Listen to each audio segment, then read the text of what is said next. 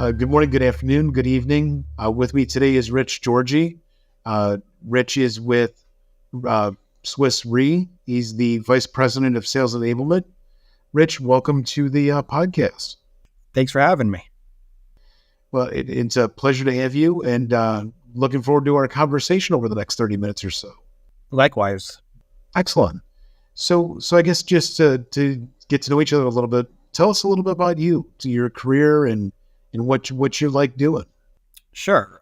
So I've been in sales enablement and sales operations roles now for probably about 15 years, with a little bit of sales management interspersed in between there and some consulting. But when I started in sales enablement, we weren't even really using that kind of nomenclature, sales ops or sales enablement or even revenue. We just called it sales and marketing because the idea was, how do we just drive better alignment between our go-to-market teams? So when I began in that part of my career after a few years as a direct seller, it really spoke to me because I was in a role that didn't really have a ton of support, didn't really have a lot of process around it. It was kind of a very old school kind of sales role. Here's a phone book, here's a phone, just, pound the pavement kind of thing. So when I joined a company that had this sales operations in place, I said, that's what I want to do. I'm really better at being kind of the guy behind the guy, helping put those processes in place, driving alignment between different functions, working with product. So I've done it for Fujifilm, the large conglomerate. I've done it for Charter Communications, which is a Fortune 100 telecoms firm. And then, like you said, I've been now with Swiss Re for almost 4 years, where I've helped build out the sales enablement function. So I mean, you've seen a lot over 15 years. I mean, and you're right. The industry has changed, the terminology has changed, et cetera. Putting AI aside, because that's a gimme. Okay. What would you say is the biggest change you've seen in those 15 years? The biggest change I've seen is these revenue operations and revenue enablement roles getting a bigger seat at the table. So what used to kind of sit either maybe down the HR ladder in learning and development, or maybe an operational role that was really just kind of like a Salesforce administrator or something like that. Now we're seeing it kind of move more in a strategic direction where the RevOps person or the RevOps leader is really in that seat next to the CRO or the head of sales, really driving that alignment, being more strategic, being much more data focused on how they go about delivering that strategy. Early on, it was just a lot of, picking up the pieces, things that a lot of other functions didn't want to do. Now it's really got that strategic focus, and I love to see it. Yeah, no, it's definitely changed quite a bit. I think one of the big challenges, and I'd love to get your point of view on this, is I think over the last maybe 3 to 4 years specifically, we've had this proliferation of MarTech stack, right? Different tools that don't integrate with each other. What's the solution du jour, if you will, for anything in particular. And then I think a lot of organizations now are trying to figure out, okay, now how do I weed that down, and start to skinny that down. Talk a little bit about your experience around that. I mean, in selecting and implementing two new tools and then choosing which ones to deselect and really focus on what's important.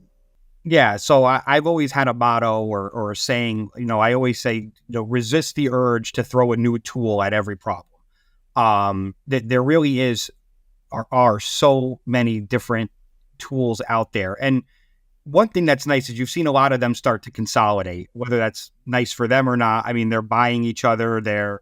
So now you can get a tool that does sequencing, but also can record your calls and give you some AI around your conversations, conversational intelligence.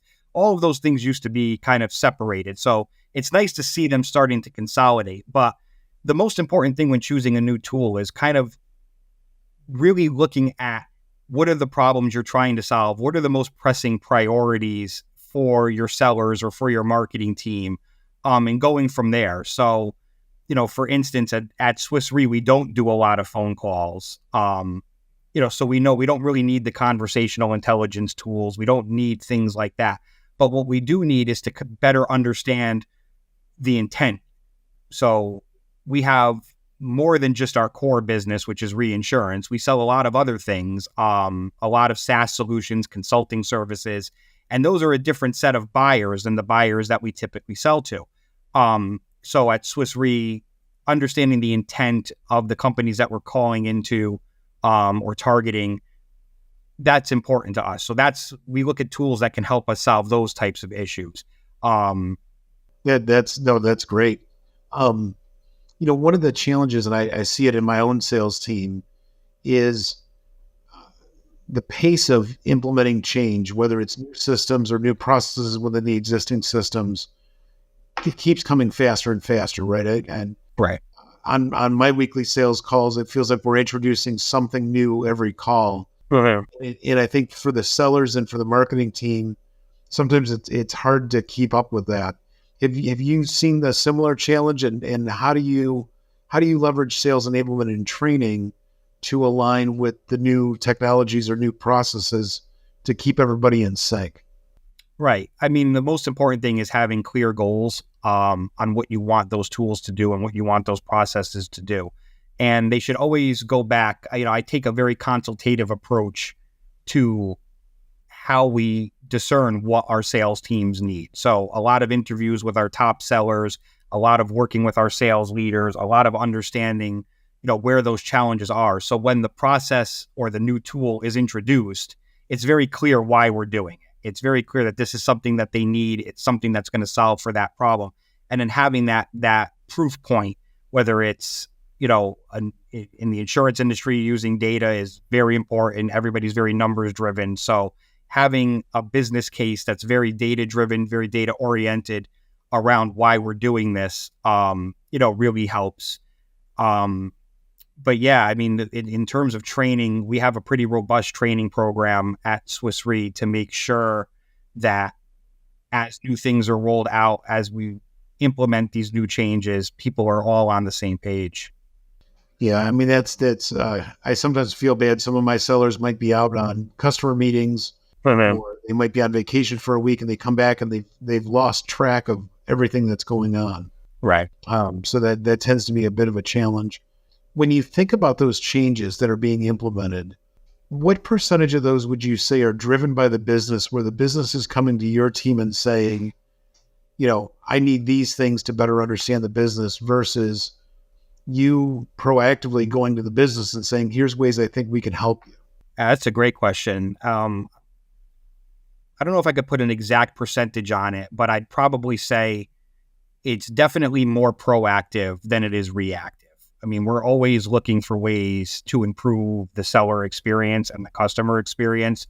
So, it's, I'd say probably 75-25, where the 75% of the time it's us saying, I noticed, we're having issues with this situation, or we're having issues with there's an area here for improvement, or I'm hearing from the sales folks intermittently that this process is broken in some way, and here's our solution to fix it. Whereas about 25% of the time, it might be a sales leader coming to us and saying, what I want is, a much better cadence around pipeline reviews. Can you help me organize, a better pipeline review that's a little bit more data driven, that's a little bit more focused? So instead of just talking about everything that's in the pipeline and saying, okay, well, what's the deal with that? How can we really focus on maybe the 4 or 5 big opportunities and moving those through the pipeline, and what the next steps might be? So yeah, I mean, we try to be as proactive as possible. And, Swiss Re is a little bit different than other places I've been, where it's a far less transactional type sale, right? So some of our sales cycles can be as long as 18 to 24 months. It's a lot of client relationships and things like that. So, it's really about kind of understanding, something can sit in a stage for 6 or 8 months. And really there might not be any movement. So we have to try to be as proactive as possible with the sales teams and the sales leaders to really understand how we can help them. So that brings up a really interesting question. Um, if you're dealing with long relationships, long sales cycles, etc., and it sounds like more even in the enterprise space, have you started delving into more account-based marketing strategies or account-based experience strategies versus the typical siloed marketing sales approach? We do. Account-based marketing is a big part of what we do at Swiss Re. It's also a big part of what I've done in past roles because exactly that. I mean, the idea here, especially because with Swiss Re, a lot of what we do is not what we're necessarily known for. So that's what's exciting about what we're doing. We have our core reinsurance business that we've been known for 160 years, but then we have these other great solutions that we know the market needs. And really what we try to do is we want our clients to come on a transformation journey with us. Get them to see what we're bringing to the table is a full suite of risk transfer products and solutions where we can really partner with them. So the ABM strategy is very big because, we have to multi-thread into these accounts because, the typical reinsurance buyer who we're used to dealing with is not necessarily the right person to make a decision on whether or not they should implement one of our underwriting tools or one of our claims tools, but they can help make those introductions for us.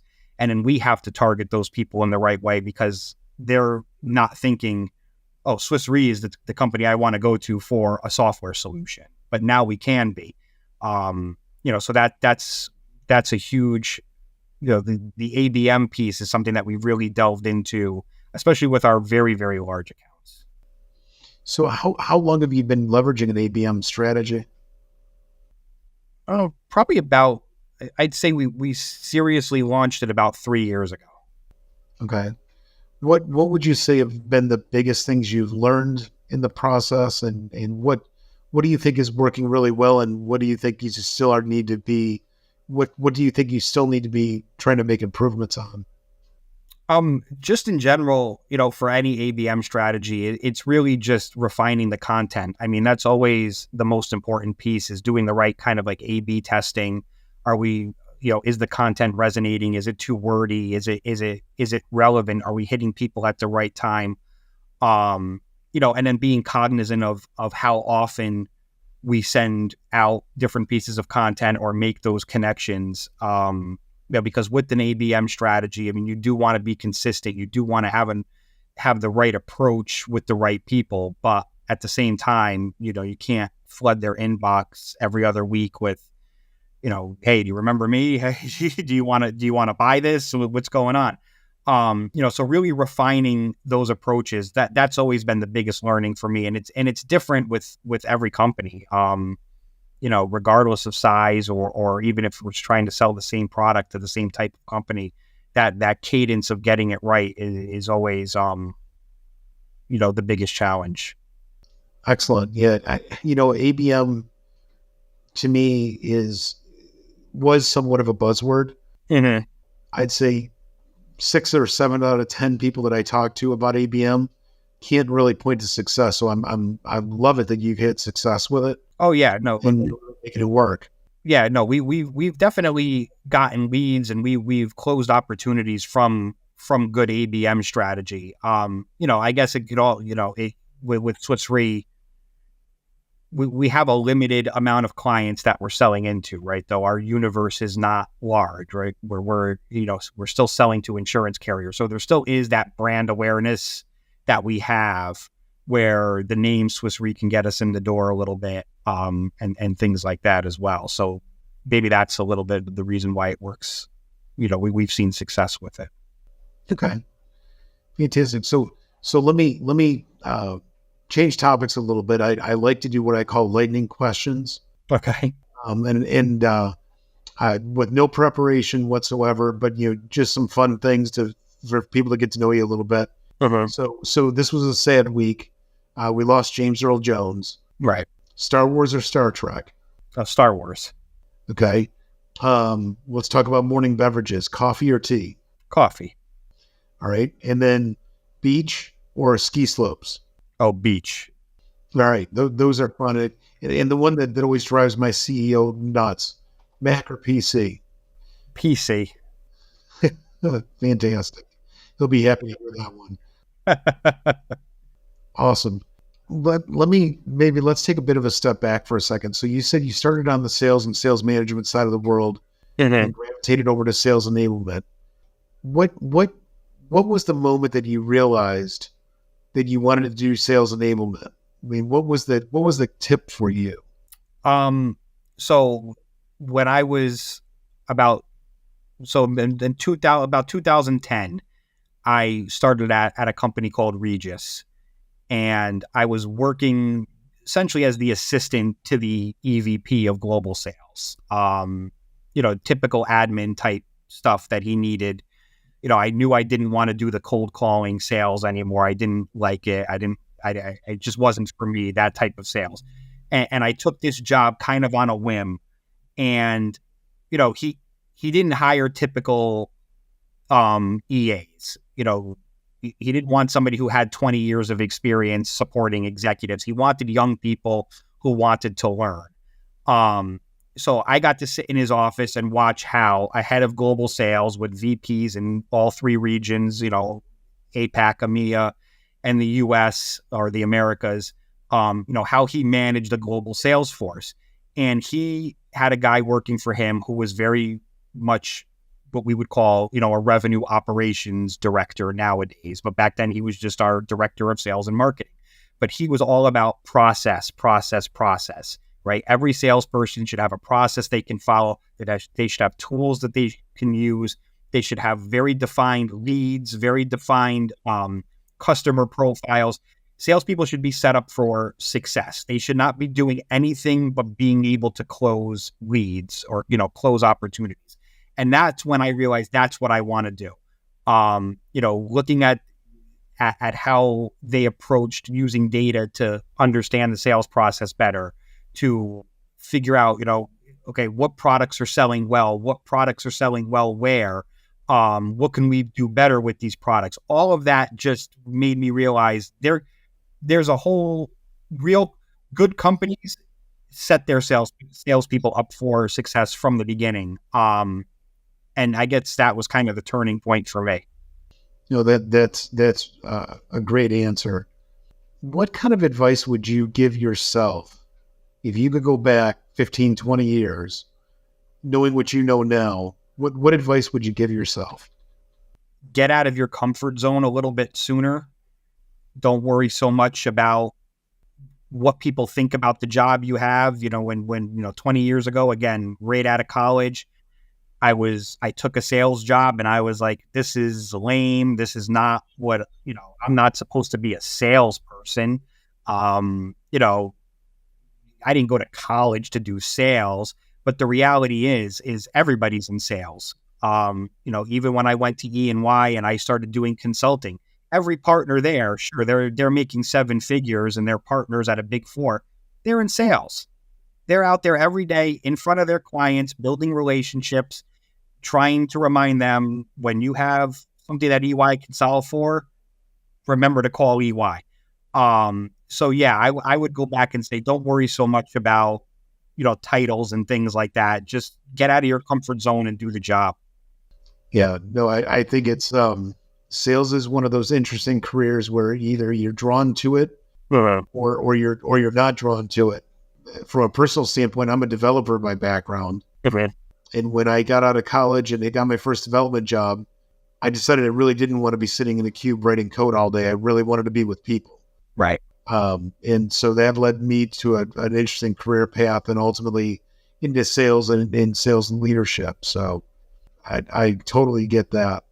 When you think about how you keep up with what's going on in the industry, we'll talk about AI in a second. I told you we'd park that one, but we'll come back to AI. But how do you keep up with the trends in new technology and new methodologies that you can then bring to the sales and marketing teams? Lots of different ways. I mean, I listen to a lot of podcasts like this one and other sales enablement, sales ops podcasts. I belong to a couple of different networking groups with like-minded rev ops and sales enablement folks. I think we're really seeing over the past, like I said, maybe 5 to 10 years, a real promulgation of sales enablement. as this strategic advisor to the business. So, networking with like-minded people, attending conferences, listening to podcasts, all of those things. I mean, they just, keep me in front of what's going on, what new technology is out there, which companies are buying who, that maybe we can consolidate our tech stack a little bit. Obviously I try to go through different continuous learnings and things like that. I try to get, certified in the tools that we use, so I can carry that with me if I should ever go into another role. Then I know that I've taken the knowledge of the tools that I have at Swiss Re or other companies, and I can take that with me. But yeah, just constantly staying in front of and networking with people. I think that's the biggest piece, because there's always somebody out there who knows a little bit more than you do, or has done things a little bit differently. And I think that's been my biggest source of knowledge and growth in my career. Well, that's great advice. So let's go to the AI route, right? I mean, it's the hot topic of the day. I guess high level, what's your take on AI and where you think that's going to really impact the industry? So Sales and marketing, that is. So yeah, I mean, yeah, obviously AI is the big buzzword out there. I mean, I think it's going to impact the industry in a lot of different ways. I mean, number one is just, access to knowledge, access to information in even more of a lightning quick way that helps distill, esoteric concepts and things like that down into easily digestible, pieces of information. I mean, just, when you're thinking about, say, like building sales content or building a sales strategy, you can Google that, or you can use, information that you've had before. But with something like AI, how it can help structure things for you, bring in lots of different perspectives. And then from there, you can tweak it for your company, for your sales process, things like that. With the tools that we're seeing, I just got off a call with one of our vendors the other day, one of our sales tools that we use, and they walked me through the new AI features in this tool. It's a tool I've used in past companies. I brought them into Swiss Re when I joined. And, again, it's now we can do better sequencing. Now we can do better, now it can scrub our databases for information. Now it can do all these different interesting things. And I think it's going to save people time. I think it's going to make people more productive. But then obviously there's the challenges of, I majored in English in undergrad, and I can tell a chat GPT email pretty easily. So there's going to be that challenge too, right? How do you leverage these tools in such a way that, you're still making the content your own. But I think in terms of efficiencies and things like that, we're already seeing it, at Swiss Re and other people that I speak to at other companies. The efficiencies that are being found are really exciting. Yeah, I agree with everything you said, right? I mean, there's so much work that can be saved or reallocated, right, by taking out some of the inefficiencies. Kind of what's the 20% of the job that's soul sucking that nobody wants to do, right? And give that back as selling time. I mean, I think if you said to a seller, I'll give you 20% of your time back so you can go sell, more and more effectively. I'm not sure I've met anybody that said, no, I don't want any of that. Right. Yeah. And I think that's where you're going to see in the world of sales, the biggest help is giving that time back, and, automating some of those tedious processes within the tools. And, from a RevOps perspective, we're always, did you enter that in Salesforce? Did you click the right buttons? Well, maybe now a lot of that can get done by AI, so they don't have to worry about it and they can focus on what they really want. How have you built AI training into your sales enablement? Whether it's tools that you've built or implemented at Swiss Re or things that are commercially available, ChatGPT, Gemini, those kind of things. Have you built that into your training curriculum? We're working on it. I mean, we want to find the right places for it. So like I said, we just had, one of our vendors, showcase their new AI tool within their, program. That's something that we might end up moving ahead with. If we do move ahead with it, yeah, that'll get built in. We do a lot of just-in-time training, so there'll be a lot of that, a lot of building out. We also have a little bit of, in the insurance industry, things are obviously very regulated, so we do have to. It can't move as fast, maybe, as it can at other companies. Even with ChatGPT, even with like Copilot within Microsoft, like their tool, just to use that, we had to go through a lot of extensive training, a lot of certifications, just to make sure that we're not sharing sensitive information, things like that. So, when it comes to building that into sales enablement, we do have to be careful about, and then you have, like in Europe, my role is mostly based in the US, but I do some global stuff, and you have like GDPR and things like that you have to be cognizant of. We haven't really built it out quite yet, but those are the types of things that we have to worry about in insurance.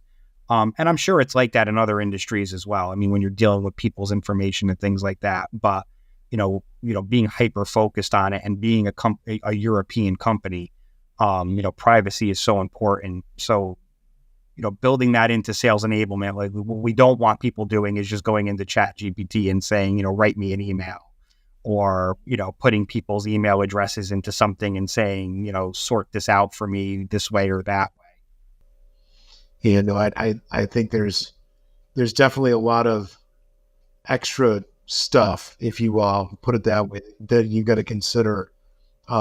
Private data, getting into the large language model, bad.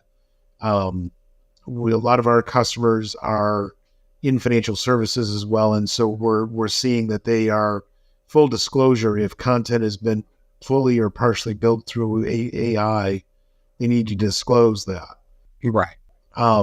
So it won't be the wild, wild west for long. I think it's trust is a huge issue. Yeah, and we're making a concerted effort here to leverage it. I mean, it is definitely a part of what we want to do, and it's being supported. It's just, how do we get it right, and make sure we're doing the right thing, being smart about it. Right. Are you, just out of curiosity, are you seeing different adoption rates of AI technology based on generational? In other words, are you seeing Gen Xers and Gen Zs using it more than millennials, or obviously baby boomers, or are you seeing a mix of it across the board? I'm just curious.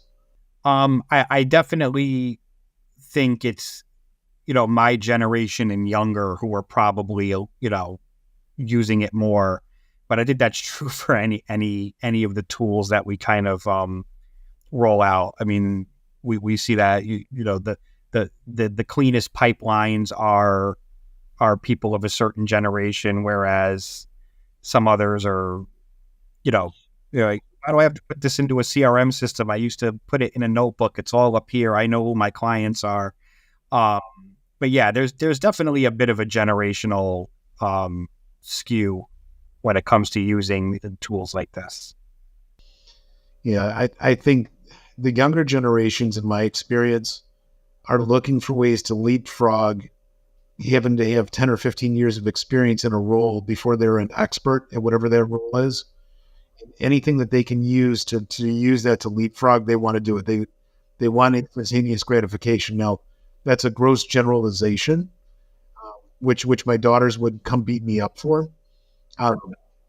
But I think in my experience, there's definitely a willingness to leverage technology, or a bigger willingness than, let's say, in older generations. Yeah. I mean, but part of it is just because that's where things are going. I mean, in the next few years, like you said, I mean, this is going to be everywhere. It's not going to be the Wild West anymore. So if you're not getting on it now and learning it now, you have no chance in the next few years. And then even then, I guess I'm a millennial. I'm an elder millennial, as they might say, but I am a millennial. And, I was saying to my nephew who just started college this year, I said, you're going to have to, learn this stuff and learn it fast. I said, because for me, my bosses are Gen Xers and even to some extent still baby boomers. I said, but your bosses are going to be me, millennials. I said, and, it's easy for the millennials to kind of outpace the Gen Xers a little bit. And again, I'm making gross generalizations here too, but I've seen it. I'm better at Excel than certain bosses of mine have been, and I'm embracing AI in the work that I do. And, the younger generation, the ones who are in college now, I don't know what, I guess that would be Gen Z maybe. Yeah, they're going to have to contend with with people ahead of them who know how to use this stuff and who know how to embrace technology. They won't be able to leapfrog as easily as they think. Exactly.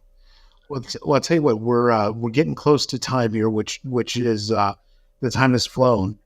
I guess one question that I'll throw at you, and then I'll give you one additional question. So, what would you want to share with the audience about things that you've learned over the last 15 plus years? If you could impart one piece of wisdom to the audience, what would that be? That's a really good question. One piece of wisdom, I think it would be just the idea, like I touched a little bit on it earlier, but the idea of continuous improvement. Never, it sounds cliche, but really, especially nowadays, never stop learning, never stop trying to improve.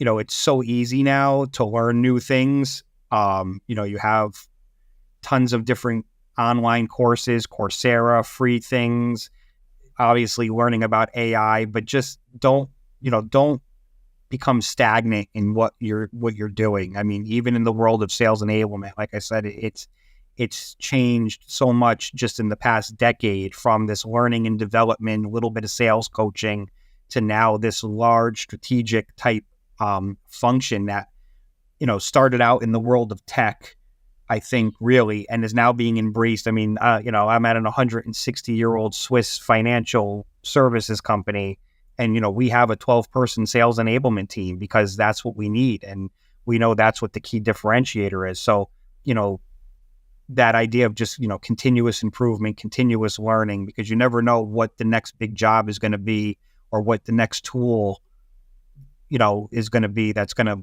take your career in a different direction. Awesome. That's great advice.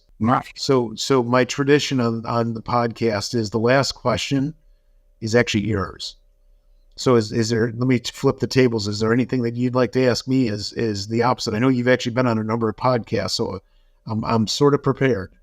So you're in a sales leadership role now, and this is about RevOps. I mean, how have you seen the evolution, of RevOps and revenue enablement from, your early days as a seller through now your time as a sales leader? And, do you agree it's become, a more strategic function than what it has been? Yeah. So great question. It's obviously changed significantly, right? I think you touched on it at the beginning of the conversation with, RevOps was an IT function, an administrative function. Now it's becoming a lot more strategic. I think that there's tremendous value in it. In one of the things that I'm seeing, and you've done it, we've done it in our organization, is to take sales enablement, that function, and make that part of RevOps, right? Because it's not, I think people think about sales enablement in terms of teaching you about how to sell, what the collateral is, how do I handle objections, the classical sales training kind of stuff. But it's so tightly ingrained with the systems and the processes that it makes sense for sales enablement to live in RevOps, even though it's not just about the technology. So to me, that's been a big change. I think there's the RevOps organizations that I've been around that succeed the most have strong business acumen within the RevOps team and can do a great job of anticipating what the business is looking for. Even before they know it. It can be frustrating when you've got a RevOps team that is looking for things to do, if you will, but they don't understand what makes the business tick. So having that business acumen built in is in my experience, is really critical to having success. Otherwise, you can invest a lot of time and effort into things, but they don't really change the trajectory of the business. Yeah, no, I would agree with that 100%. I mean, understanding where the business is going, having a clear view of that strategy is so important. Otherwise, yeah, you're just searching for stuff to do, and that doesn't help anyone. Yep. No, exactly. I think at a personal level, and Jesse, we can cut this part of it out, but I think at a personal level, coming from a technical development background and going into sales, I get frustrated because sometimes I just want to solution it. It's just, look, just build these tables, create these joins. Here's how I want this to work. Mm-hmm. Right? And I get that, Ken, don't solution, right? Just, you give us the business requirements, we'll give you the solutions. Like, okay, fine. Right. But no, it's, I think it's helping significantly, right? I mean, sales and marketing absolutely has to depend on technology to be successful. And having somebody strategically aligned to make sure the technology is implemented properly and managed and so on is really critical. Right. Yeah.